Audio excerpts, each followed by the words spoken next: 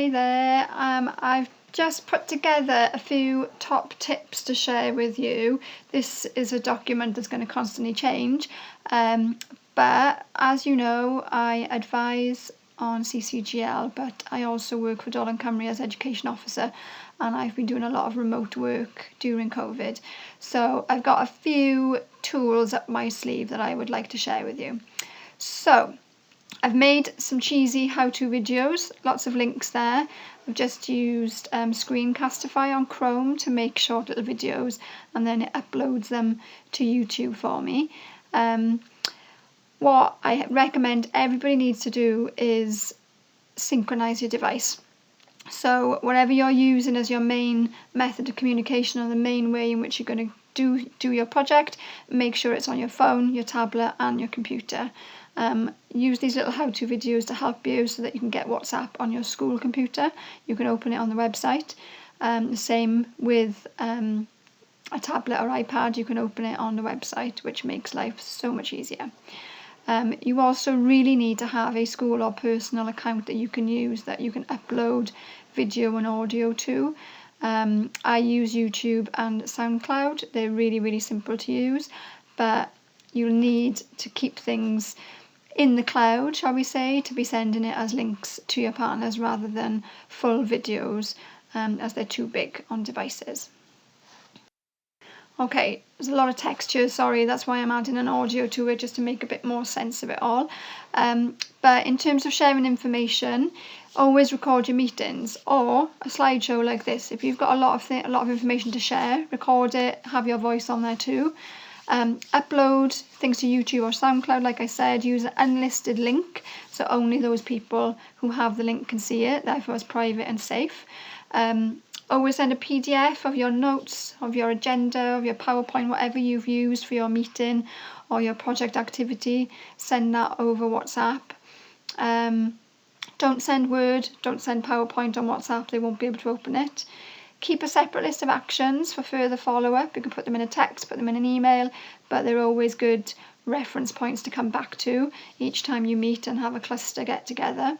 Try and keep things as visual and as minimal as possible, not like this slide. Okay, top tips for encouraging participation.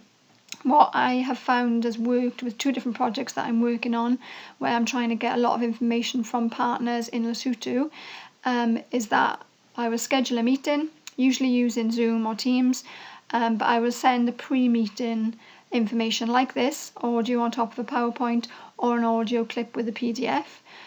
During the meeting, I'll encourage feedback using the app, or using WhatsApp. I use Google Forms all the time to scaffold the way in which I need information or the way in which I need people to think about things. There's a little video on the first slide that shows you how to use Google Forms.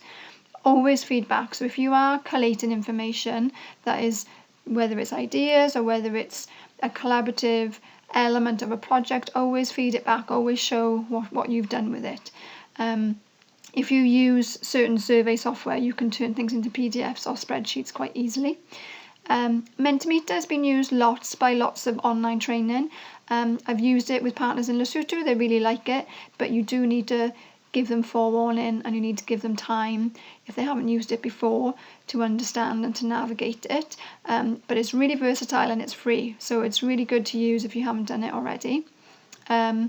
Also use what I have, Screencastify or Screen Record on your phone to make little videos. They take you 2 minutes, and it saves you repeating yourself endlessly.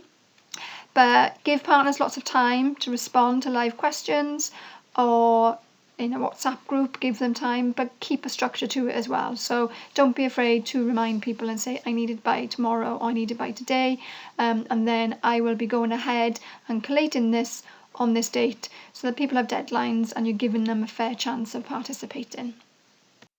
Okay, my last slide then are just a few other elements of collaboration that have worked. So I've got an examples here of some templates that have been used.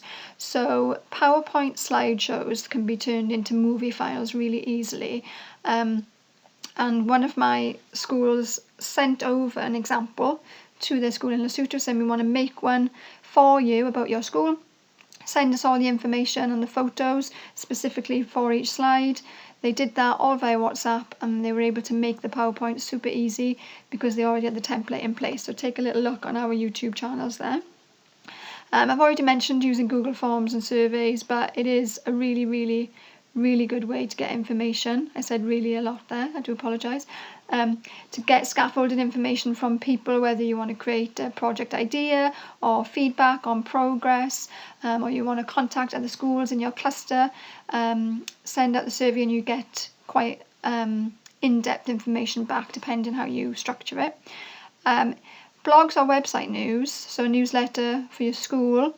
You'd be surprised how many people like the idea of writing for more people and a wider audience. You would be surprised how many people will get back to you if you ask them to.